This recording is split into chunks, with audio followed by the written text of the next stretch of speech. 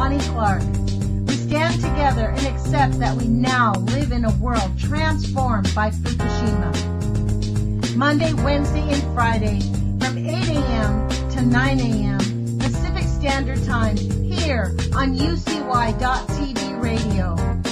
We relentlessly engage every ear that listens. We expose and confront the complete lack of accountability for the nuclear industry. Consider social engineering programs who view our bodies, minds, and souls as assets on a balance sheet. We discuss vital current issues, interview activists, and engage our audience in an effort to allow all voices to be heard. The Age of Vision radio show creates a venue that all will choose. We encourage our listeners to reclaim their power and their courage to take action and save our planet from the ravages of greed and indifference. Our actions matter. Every voice matters. We remind our listeners that happiness is resistance.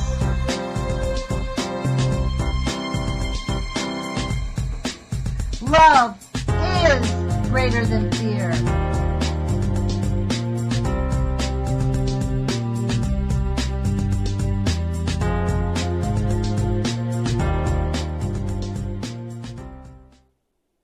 Good morning, UCY.TV radio listeners. This is Lonnie Clark with the Age of Vision radio show.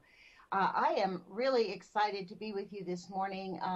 Normally on Mondays I interview people, or I've been attempting to interview people from St. Louis. This past week I had an opportunity to speak with Karl Grossman. I reached out to him for an interview and he said yes, and he said, can we do it Monday? And I said yes. So here we are. Let me give you some backstory about Mr. Karl Grossman. I actually have been following him for years. He is an investigative reporter, and he is also a professor at the State University of New York College of Old Westbury.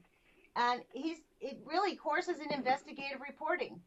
And I heard him on the radio with Dr. Helen Caldecott 3.5 years ago.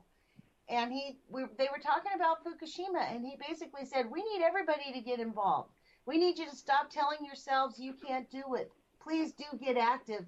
And I took that seriously, and I have been active ever since. So, Karl, thank you. Thank you for joining me on the radio today. It's really my honor and pleasure. It's my honor and pleasure to be on with you, Lonnie. Well, it's really great. Look, I want to jump right into this interview. We only have an hour, but, right now in our country, we are suffering quite a bit of pain, and I think we're waking up from the realization that journalism is a necessary part of the picture in our country. And what has been lacking, especially in the nuclear industry, is a complete lack of interest in investigating what people are being fed. What do you tell your students, and what do you tell people about the necessity of questioning the documents they're given and the information that they're given? Yeah, well, journalism, particularly investigative reporting, critical to a free society, to a democratic society. I think when it comes to nuclear power, what we've seen is I've written about this extensively, a real breakdown in terms of press function. My first book on nuclear power, it's entitled Cover Up, What You're Not Supposed to Know About Nuclear Power.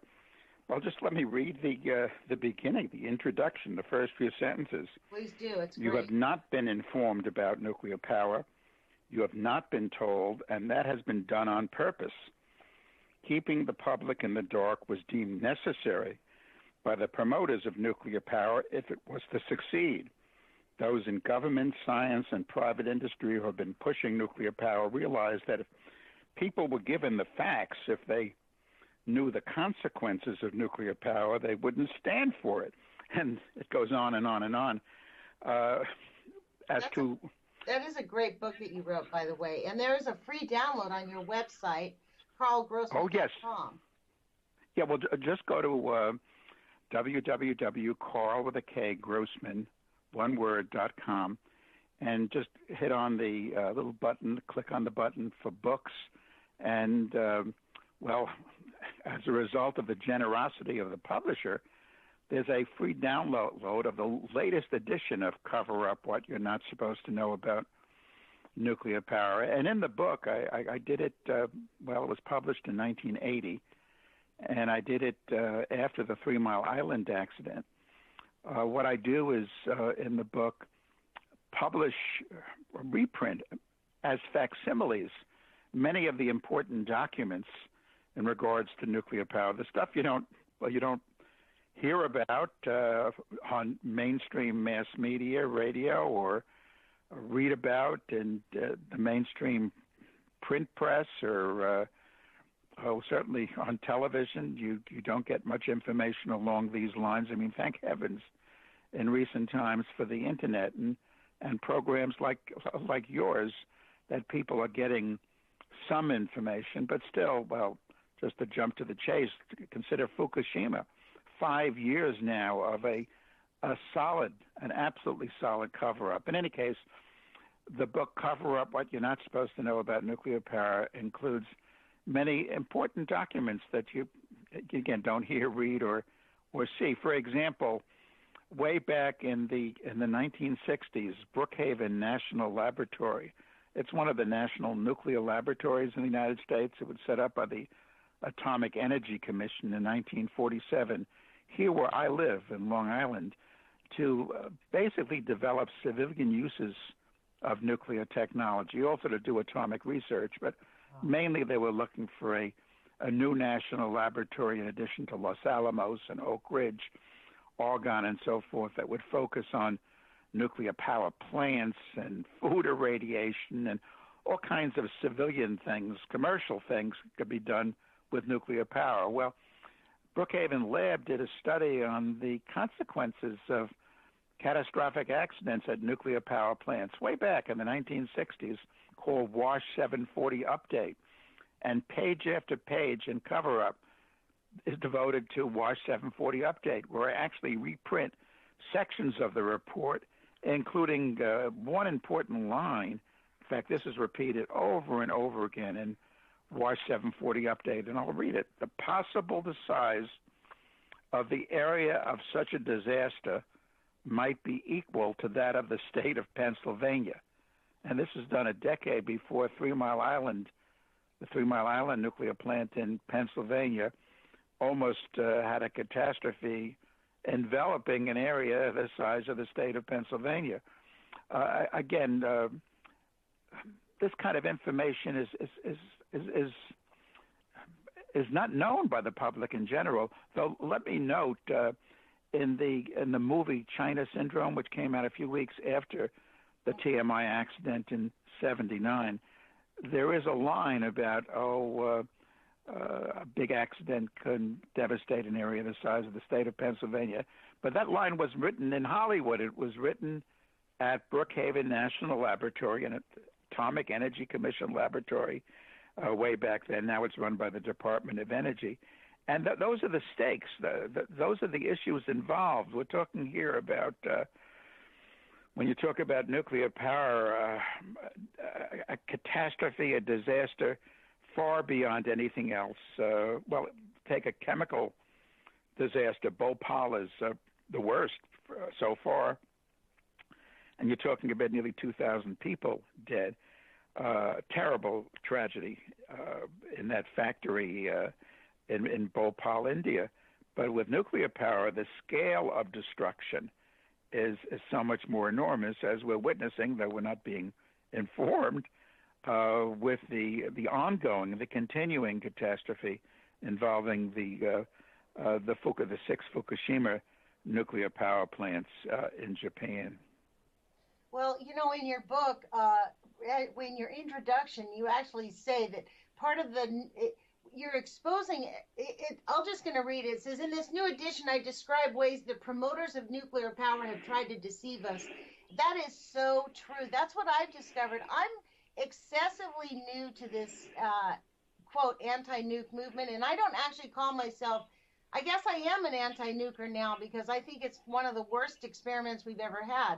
But for me, it's about why do we need why what's the issue, the thing that really began to eat away at our democracy and the truth and our environment was the secrecy. Like you said, this was a secret lab. Over the weekend, I met with some people that a woman who actually grew up in Hanford, near Hanford, and her father was deemed insane when he started complaining, and he worked at Hanford, and she was a little girl. She used to get to go there, and there she was taught as a child, you do not talk about this. You don't. Nobody out there talks about it. The secrecy level is just off the charts, and if you question it, it has to be unquestionably.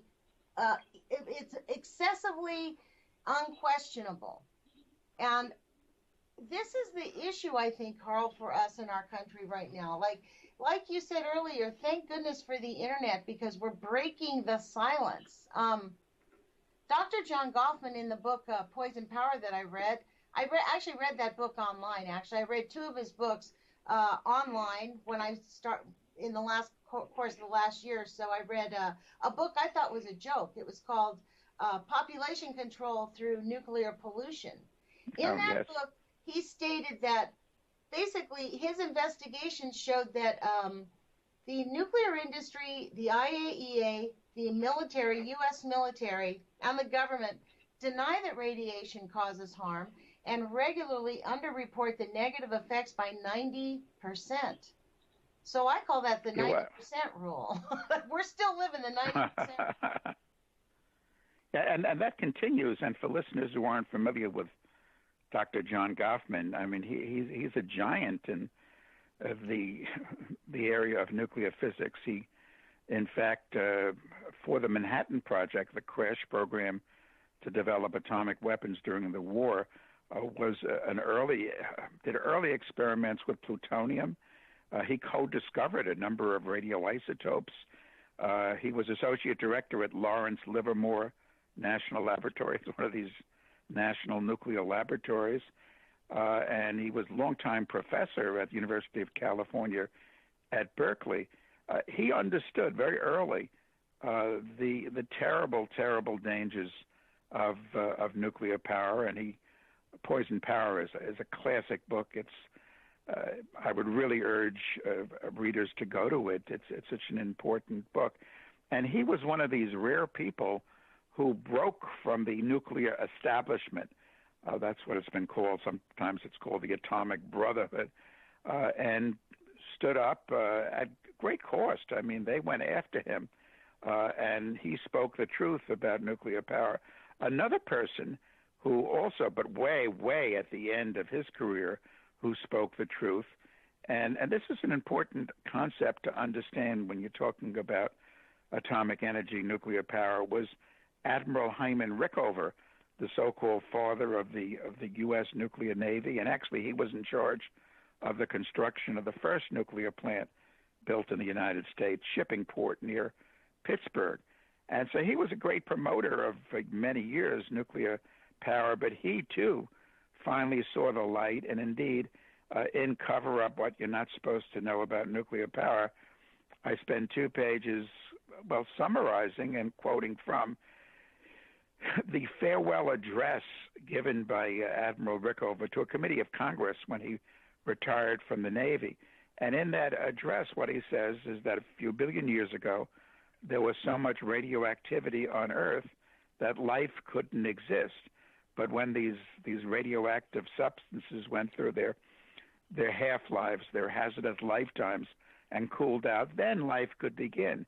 And then he goes on, again, this is Admiral Rickover, not Greenpeace. He goes on to say that by building and operating these nuclear power plants, these nuclear reactors, we are recreating the very poisons which precluded life from existing on Earth. And then he goes on, there I think the human race is going to wreck itself. Thus we must outlaw, that's the word he uses, outlaw nuclear reactors because of the poisons, the strontium-90 and the cesium-137 and the iodine-131 and all these terrible, terrible poisons, some of which last thousands, in fact, some millions of years produced by nuclear reactors. And that's the so-called bottom line here, that nuclear power represents an enormous threat to life on Earth. And furthermore, it is totally unnecessary. Maybe I can just give a little history as to how we got on this dead-end road. And it very much involves the Manhattan Project. I mean, no one through the many years I've functioned as a journalist has ever called me a conservative politically, and I'm not a conservative or anything politically. I'm an independent, but I'm certainly no conservative. But when conservatives talk about government setting up an office and attempting to perpetuate what that office does, they're actually quite correct. And a case in point is the Manhattan Project. What occurred was there was this crash program that began during World War II, or actually began just before World War II. It was precipitated by fission. The splitting of the atom was done in Berlin, in Germany, in December of 1938, and a number of scientists who were refugees from the Nazis realized what Hitler and the Nazis could do with fission, and they had Albert Einstein, one of these refugees, write a letter to President Franklin D. Roosevelt, essentially urging we fight fire with fire. We develop nuclear weapons before the Nazis do it. And that gives birth to the Manhattan Project, in which at least 125,000 people were employed. I've seen estimates of even more than that. Billions of dollars were spent, and the Manhattan Project came up with atomic weaponry. And in the wake of the Manhattan Project, the push continued to build more atomic bombs, and under Edward Teller, the hydrogen bomb. But the issue there among the folks who were involved in the Manhattan Project is, what else could we do to perpetuate this undertaking? I mean, you couldn't sell an atomic bomb to even an ally, even to England or France. Atomic bombs don't lend themselves to commercial spin-off. So what they began to consider were various things that can be done with atomic energy, which would really perpetuate this huge, these laboratories, the bureaucracy, and also to take the perspective of the left here, which views big business as being the culprit for many a terrible thing in this world. Two corporations that were involved up to their neck in the Manhattan Project were Westinghouse and GE. They were principal contractors, so they wanted to see their contracts continue. So after the war, 46, 47, 48, the Manhattan Project, and 46 becomes the Atomic Energy Commission. There was this headlong push to develop civilian uses, commercial uses of nuclear technology. And you mentioned Hanford before, and that's very important because that was also one of the Manhattan Project facilities. What they did at Hanford was to set up reactors, nuclear reactors, specifically to produce plutonium for nuclear weapons. The Nagasaki bomb was fueled with, very secret. With fuel with plutonium. And in the process of producing plutonium, those Hanford nuclear reactors generated a lot of heat. So out of that came this really the crazy idea of using fission, using atomic energy to boil water to turn a turbine to generate electricity. Certainly the most dangerous way ever conceived to boil water.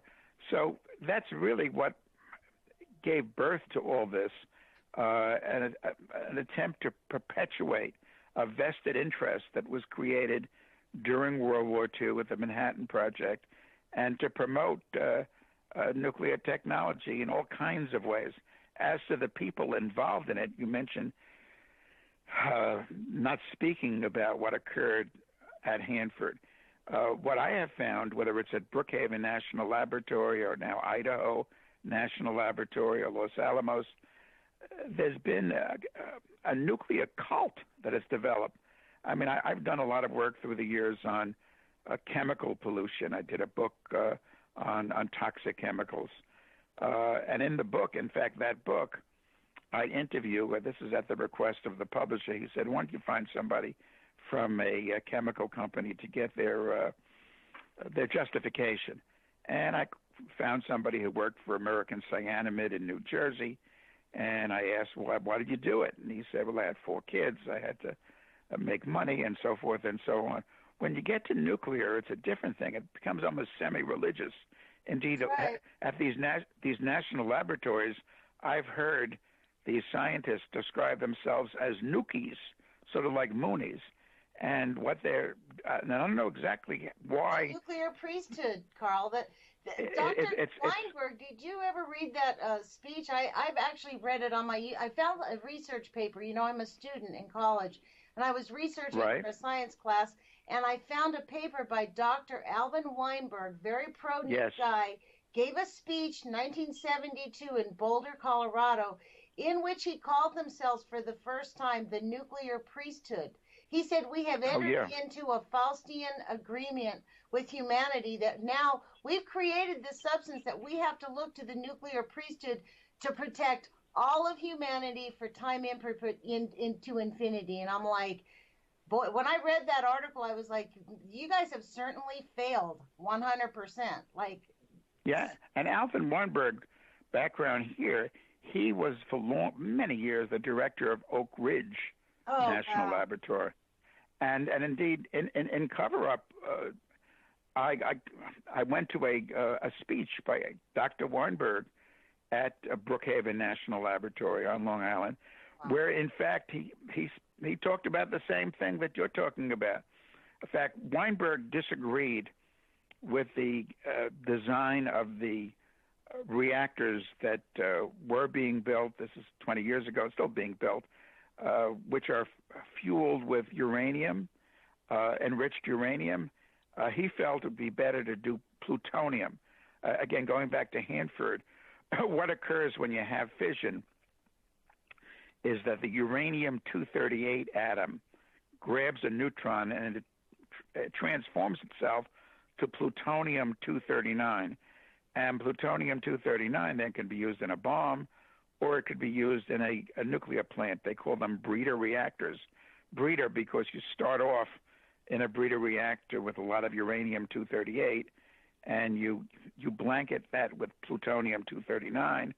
You get the 239 to fission, and it causes that U-238 to pick up neutrons and it to become plutonium-239. So the idea is you end up with more nuclear fuel than what you started. You're breeding more nuclear fuel. The problem, and Weinberg, he understood, is that plutonium is so toxic. I mean, of all the radioactive substances, plutonium has been described as the most lethal. A millionth of a gram in one's lung will give a person lung cancer, like all the time. Indeed, after the Manhattan Project, because there were accidents in the Manhattan Project involving plutonium, they did, this is the Atomic Energy Commission, did the famous beagle dog tests where they caused little beagle dogs to inhale a microscopic amount of plutonium. That doctor 100% is still of it. Doing that. Dr. Gilmedy is still testing dogs to find out how low of a dose. They're all dying still to this day. Well, 100% of the time, they died of this plutonium. So in any case, Weinberg understood, the lethality of plutonium, and to fuel a society, to fuel a world with plutonium, obviously dangerous. But he says in his speech that I sat, and in fact I taped, if there was any doubt about as to what he said, we, the atomic priesthood, and I remember him looking out into the audience at Brookhaven National Laboratory, and there was hundreds of these scientists smiling as he spoke. We, the atomic priesthood, could essentially be stewards of this plutonium fuel society. I mean, this is talking about Helen Caldicott. You opened noting Dr. Helen Caldicott, such an important figure in the fight against nuclear power, and also in my book, Cover Up What You're Not Supposed to Know About Nuclear Power, which, again, people can get for free online. Awesome. Just go to it's 326 pages, and frankly, It provides so much complete, really great information. Everybody should download it. Buy a copy of it. If you can afford to buy a copy of it. But, it is really the awesome. Newest edition. The newest edition, just let me add to that. The newest edition has a new introduction by me. And after the Fukushima accident, this goes back to what you're talking about in regards to media and the press. After the Fukushima accident, the publisher said, let's put out a new edition. And the publisher tried to get various other major publishers to put one out, but couldn't. So as a result, what the publisher did was just to say, we're just going to put the book online, this new edition with your new introduction, and people can download it for free. Wow. You're telling me that you can't find anybody to reproduce this product after Fukushima? Well, it's the wake of Fukushima. The cover-up has been one of the biggest cover-ups, I think, in global history. Just to go back to Helen, I quote her. This is during a protest up in New Hampshire, an anti-nuclear protest. She said, we're in the hands of lunatics at the crossroads of time. And this is the situation. And as to how you started this program, the fact that people are not informed, that's key to this thing, because as I note in the beginning of Cover Up, if people knew that these machines are so dangerous, they really threaten life on Earth. And moreover, there's no need for them other than to provide work for some of these scientists and engineers at the National Laboratory. It's stunning. When we're talking about those two decrepit nuclear power plants closing down in Illinois, right? And do you know that the National Resource Defense Fund in Illinois, their arm is actually working with the state legislature in Illinois to keep those plants open so they can close down some coal plants? And I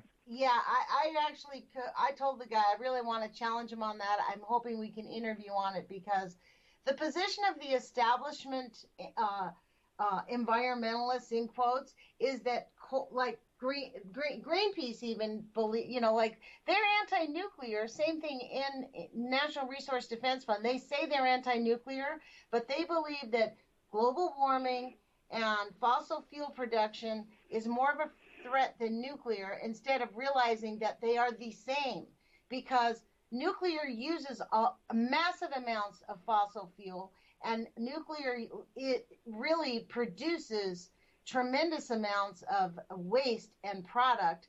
You cannot separate the fossil fuel and the coal industry. In my view, the mining practices of uranium, none of it is disconnected. It's kind of like asking which is, like you said earlier, which is worse, cholera or cancer. You're going to die. Yeah, and when somebody tries to, because these days there's this push again to revive nuclear power, when you hear somebody say nuclear plants don't produce greenhouse gases, what they're not saying is that the nuclear fuel cycle, the mining and the milling and the enrichment and the fabrication is a tremendous contributor of greenhouse gases, a culprit in terms of global warming. So nuclear power is not green or clean. As to some of the groups, now let me say there are some wonderful organizations that listeners can get involved with. I'm on the board, for example, of Beyond Nuclear. It's based in Tacoma Park, Washington, near Washington, D.C. Just go to beyondnuclear.org, a terrific organization. Greenpeace. Greenpeace is obviously a great organization. The Nuclear Information and Resource Service, NIRS, a great organization. Karl, I have to challenge you I really am angry about Greenpeace staying silent about Fukushima over the last 5 years. This is partly why I'm on the radio 3 times a week, even though I run my own business and go to school. because the establishment anti-nukers are being, in my view, bought out by the nuclear industry. Yeah, well, I'm just spitting nails for this. I don't disagree with you, Lonnie, in terms of some groups, but you got to know some history here too. The Environmental Defense Fund, for example, which is very concerned about global warming, but is not concerned about nuclear. Let me just give you a couple of minute history on EDF. Environmental Defense Fund was founded here on Long Island back in the 1960s, and it had among its original founders a number of folks from Brookhaven National Laboratory. They lived in a community called Bellport, in which there was massive spraying with DDT of mosquitoes. And quite rightly, some of these scientists felt that DDT was terrible, and is and was terrible.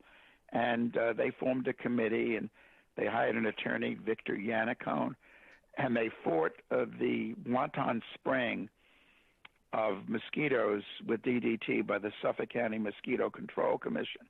Out of that fight, and in fact, that committee and those folks, and Vic Yannicone, along a very even more important Rachel Carson, because it all happened the same time in the early 60s. Silent Spring was published in 62. The result was DDT was outlawed. Meanwhile, that committee morphed into what became the Environmental Defense Fund, which for many years had its national headquarters here on Long Island, in Setauket on Long Island. Now the national headquarters are in New York and Washington. So EDF has been good on toxic chemicals, but because of the nature of its founding, not very good on nuclear. Or if we could just jump for a second in terms of other entities that and how they do it, that have been promoting, nuclear power. I mentioned earlier Westinghouse and General Electric, two major contractors during the Manhattan Project. Guess who owned CBS, the CBS network, for many years? Westinghouse. Guess who owned NBC for many, many years? General Electric. In fact, historically, Westinghouse and General Electric were the Coke and Pepsi of nuclear power worldwide. 80% of nuclear plants worldwide historically are of Westinghouse and or GE manufacture and or design. Now, something that happened in 2009, you don't read about, probably most listeners aren't aware, but very important in terms of what happened a number of years later when it came to Fukushima, and that is a company called Hitachi acquired GE's nuclear operation. Well, actually went into partnership with GE in its nuclear operation, but now it's Hitachi GE, and a company called Westinghouse, a company called, it isn't Westinghouse, Toshiba, acquired Westinghouse. So now the Coke and Pepsi of nuclear power are both Japanese brands, basically. And in terms of the cover-up, and it's an enormous cover-up, involving all kind of government agencies on the international level, the International Atomic Energy Agency, the World Health Organization, here in this country, the Nuclear Regulatory Commission and the Department of Energy, all would like to cover up Fukushima, say no one is going to die as a result of Fukushima, no one has died as a result of Fukushima. I mean, outright lies. These are nuclear Pinocchios. In addition, you have the Japanese government, particularly with the current Prime Minister Abe, absolutely lying through their teeth about the consequences, the impacts going on right now of Fukushima. And part of that is connected to these two now major brands when it comes to nuclear power, being Japanese brands, in addition to the utility that owns the Fukushima operation, TEPCO, and so forth. So there's all kind of connections and there's all kind of linkages. And in fighting nuclear power, and it's so important that listeners commit themselves to fighting nuclear power. I mean, years ago, the notion was active today or radioactive tomorrow. Well, that still stands, other than we are becoming more radioactive today.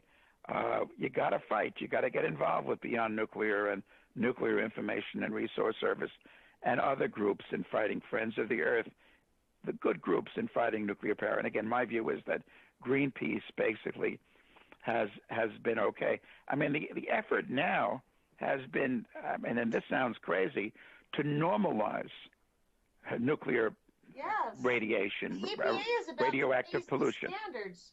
I mean, you realize that the EPA is about to raise the radiation standards. If we have a nuclear emergency, they're just going to raise the standards. By iodine 131 by 3,000, over 3,000%. Yes.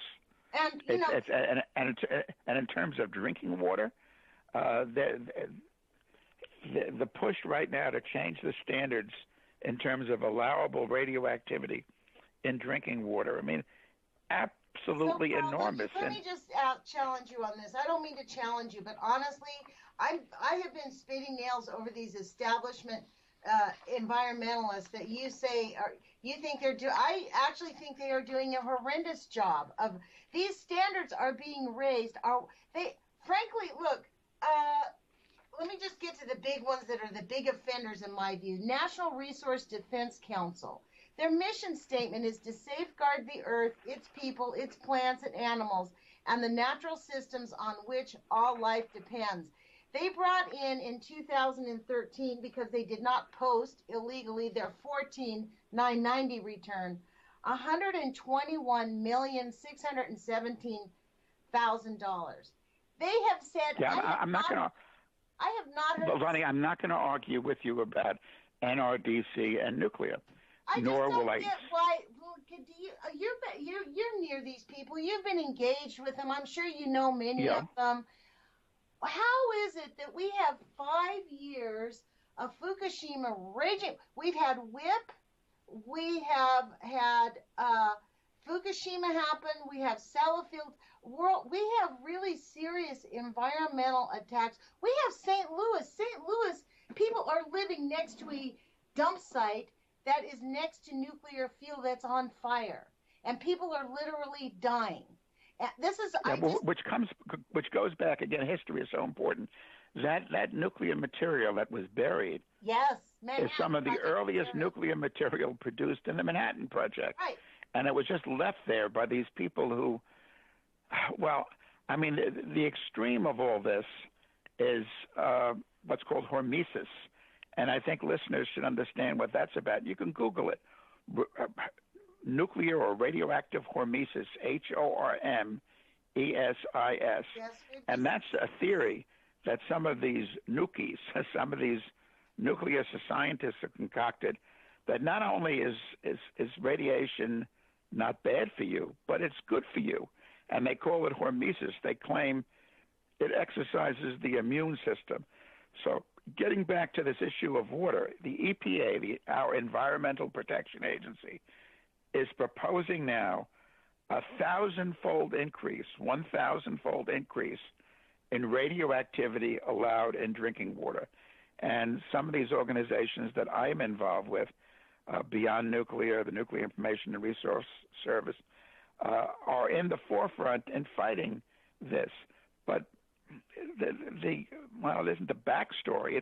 It's central to this so-called normalization of radioactivity. In other words, telling people, well, there's background radiation.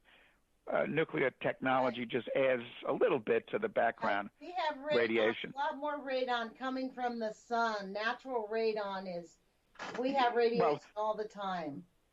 Yeah, but what they won't say about background radiation is that so much of cancer and other diseases are caused by the background radiation, which we can't do very much about. By adding to background radiation, what we're doing, as Dr. John Goffman, who was both a PhD and an MD, a medical doctor, said decades ago, we are indeed causing a pretty dastardly form of population control or reduction.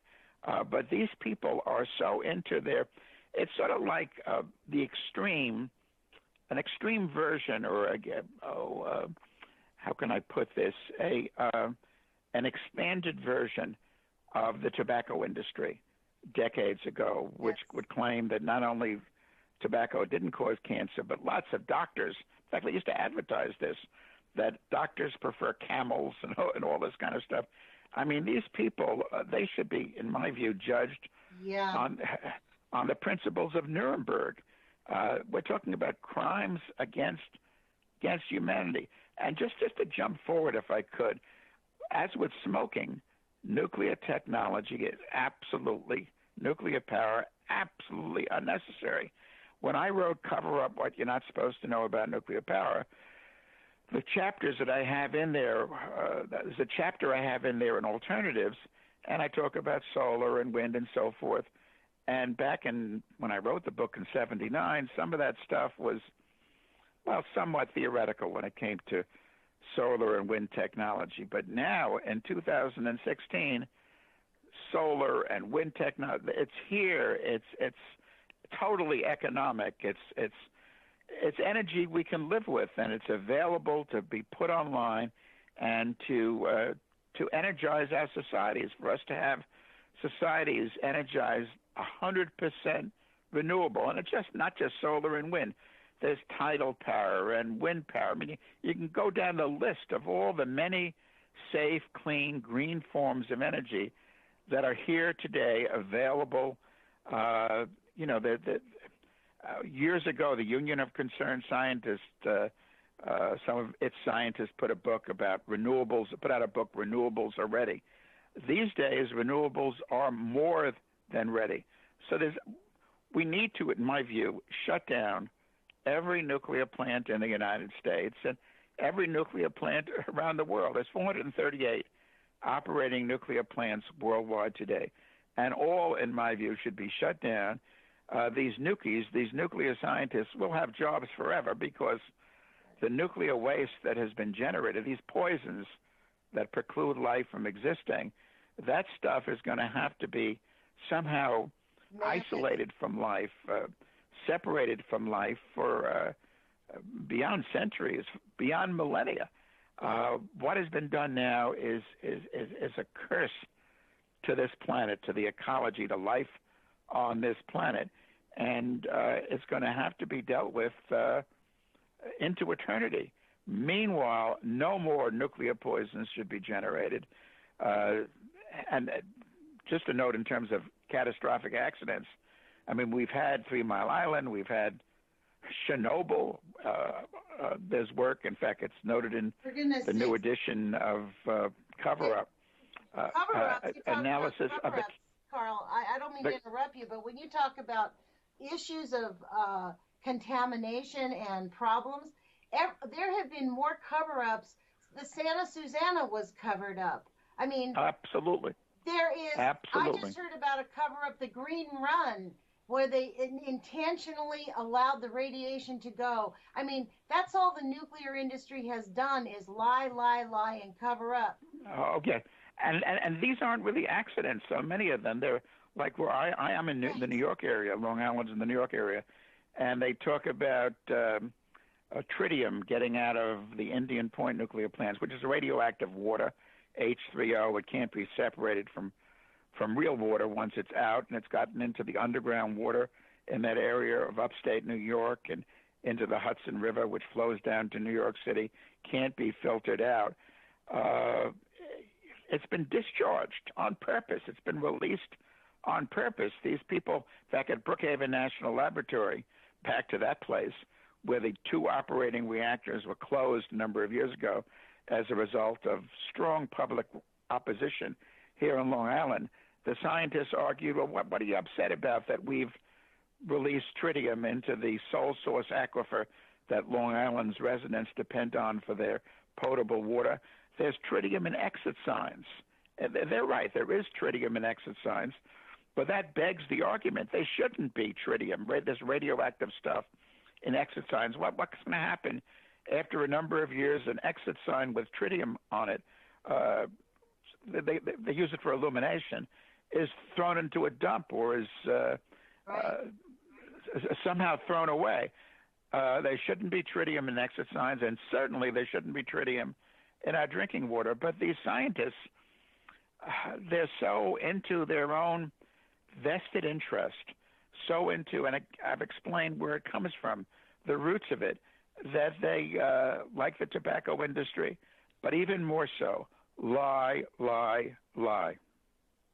Well, it's also not just the nuclear industry. Also, this is another. When I was speaking with his health physicist, his position is that we're in a higher critical stage because of the chemical contamination, which also is being ignored 100%. Well, and John Grossman talked about that in Poison Power. He said, look, it's not just nuclear. It's all these technologies. They're out of control. Well, there's a synergistic effect, but I think that the health physicist you spoke to, like many so-called health physicists today, in fact, I do an interview with the. You can get this on YouTube with Dr. Karl Z. Morgan, and he was the first health physicist. He was hired by the Manhattan Project to work at Oak Ridge National Laboratory during World War II, and he was the first health physicist looking to see the health impacts, the health consequences of nuclear technology.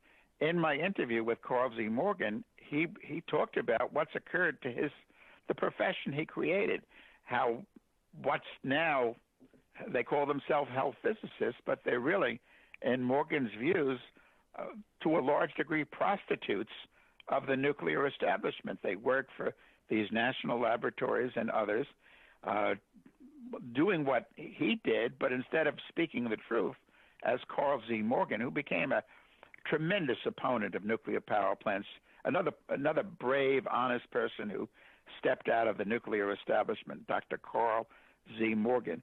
Instead of doing that, these health physics, and there's a health physics society. You can go to their website. It's amazing stuff, which tries to minimize the health dangers of atomic energy, of these nuclear poisons. And one of their arguments is that what are you worried about in terms of nuclear poisons? We got all these chemical poisons. Well, we have all these chemical poisons, and they shouldn't be either. That's why I've also, in my career as a journalist, particularly in my investigative reporting, focused on chemical pollution as well as radioactive pollution. As I say, there is a synergy. The two of them, in fact, Rachel Carson gets into this in Silent Spring. There is a synergy between the two, making the two worse. But if you're going to compare nuclear poisons and chemical poisons, it isn't that one is, well, like I mentioned before we went on air, it's like comparing cancer and cholera. These are two terrible things. And in terms of, we want to jump to chemical poisons, one of the things I've learned in doing this kind of work, investigative reporting on environmental and energy issues, and I've been doing this for 50 years, is that virtually all polluting processes and products are unnecessary. There is no need. I mean, I've outlined as to why there's no need for nuclear power. All these safe, clean, green energy technologies have come along. But likewise, in terms of chemical toxins, for example, for many, many years, Monsanto was the sole producer of polychlorinated biphenyls, PCBs, started in 1928, cancer-causing PCBs. And Monsanto knew years ago how carcinogenic PCBs were. But then when there was an accident in Japan, this is in the 70s, some PCB liquid got into some rice oil and some Japanese people died. 1,000 got terribly ill.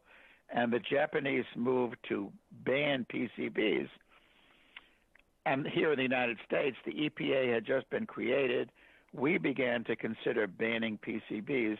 Monsanto insisted that without PCBs as an insulating fluid, like if you go along a railroad track, you'll see these big transformer boxes. They, for decades, had PCBs in them, or in a fluorescent light fixture, those little black boxes, the ballasts, PCBs in them. In any case, what Monsanto insisted is that without PCBs, industrial society really couldn't continue. In any case, EPA did thankfully ban PCBs. Has industrial society stopped? Not at all. And most interesting, what's been used as a substitute for polychlorinated biphenyls? Turns out mineral oil, not some space-age product that maybe wasn't around the 20s, the 30s, the 50s, mineral oil. So again, other than to profit corporations and these big bureaucracies, whether they be at Oak Ridge National Laboratory or Los Alamos or Brookhaven National Laboratory, or at now essentially Japanese-owned Westinghouse nuclear operation, or Hitachi-owned GE and so forth, other than to profit these entities, these poisons are absolutely unnecessary. As I say, what I've learned is virtually all polluting processes and products are unnecessary. And just let me note one other thing. I've been talking about accidents, talking about 3 Mile Island or Chernobyl, and just let me insert here on Chernobyl, and I talk about this in the new edition of Cover Up, work done, led by Dr. Alexei Yablokov, he's the Rachel Carson of Russia, and he's a good friend of mine, and I've been to Russia a number of times at conferences that Dr. Yablokov has arranged, speaking out on toxic pollution, particularly nuclear pollution. He and other European scientists in a book done about 10 years ago, published by the New York Academy of Sciences, looking at the available data, looking at the health impacts wherever that Chernobyl fallout went.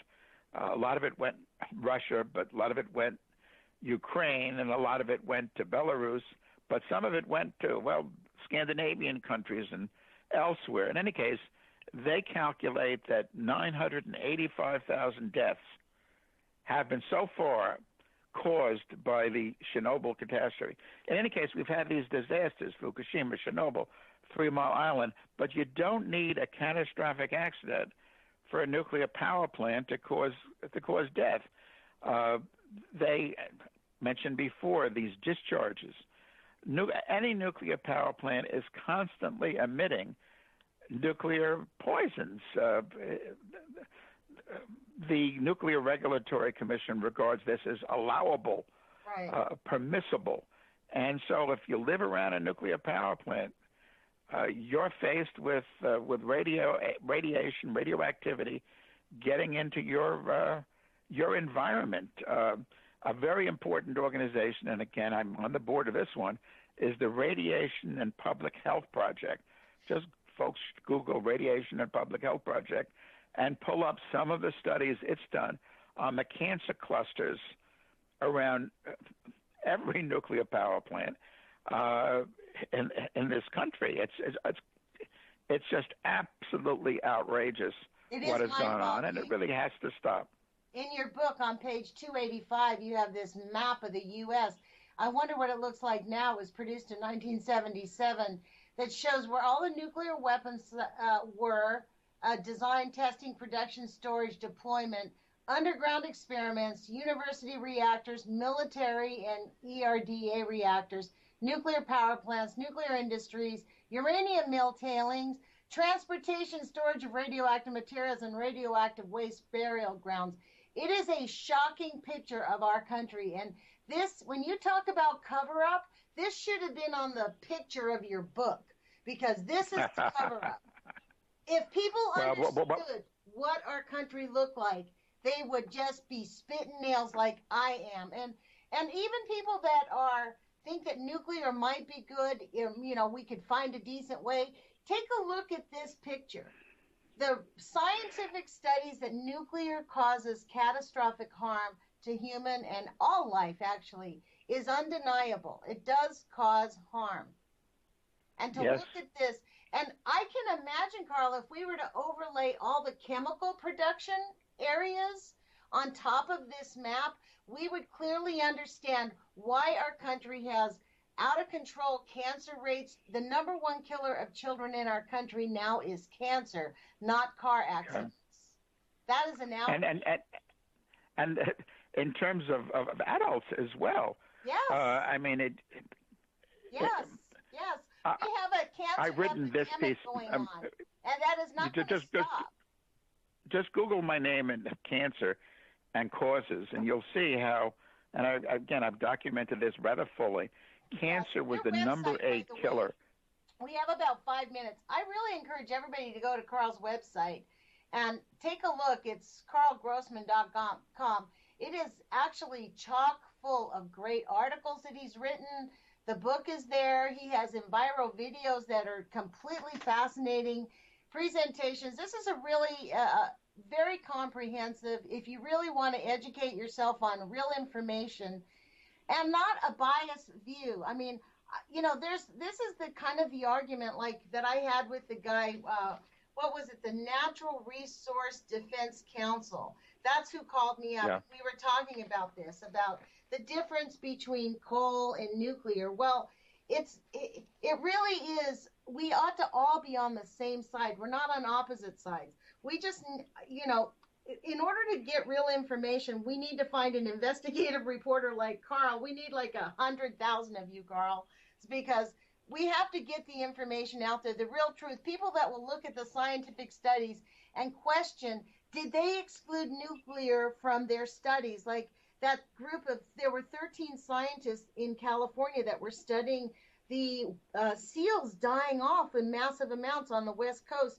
And at their press conference, somebody asked them, well, did you look for radiation from Fukushima? They said, no, we specifically excluded radiation from our studies. With Fukushima going on for 4 years earlier, they're going to exclude radiation from their studies. That's and it's as I say, the Nuremberg principles should apply. These are crimes against humanity being committed by people in government and certainly people in industry. And the consequences are.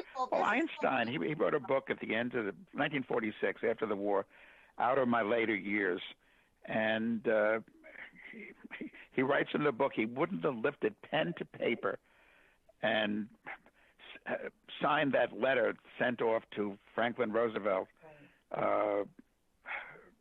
We need conscience. Creating the Manhattan causing the creation of the Manhattan Project. If he knew that the Germans weren't going to get the bomb, they tried, but they didn't get atomic weapons. And then he goes on and Out of My Later Years to speak about disaster, how humanity has often, gotten involved on a very disastrous pathway. But with atomic energy, says, this is Einstein. This is beyond the scale of anything before, and it is. And we must stop it. So look, I need to interrupt you. I want to thank you, Karl, for joining us. This is Karl Grossman. Please go to his website. We have about 20 seconds left on the radio show. I hope you'll come back and join me again, because this has been extremely informative, and I believe that you are a very powerful voice in this movement. So I want to thank you, Karl, for joining me. Anytime, Lonnie. Thank you, and I will call you up and book you again. Put your courage on, everybody, and take action. You can matter, and please do take action.